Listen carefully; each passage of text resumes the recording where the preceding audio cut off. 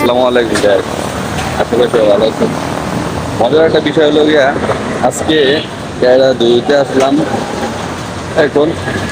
এই যে গাড়িটা দেখেন, গাড়ি ওয়াশ করতেছে দিক দিয়া, গাড়িটা মুছতেছে, গাড়িটা ধুইতেছে, ওয়াশ করতেছে ভালো মতো।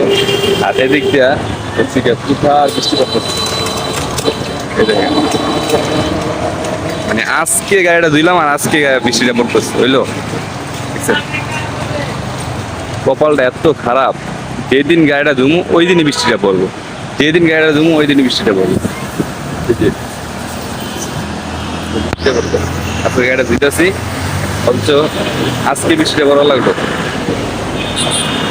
মাত্র গাড়িটা ধুইতেছে, বৃষ্টিটা পড়তেছে।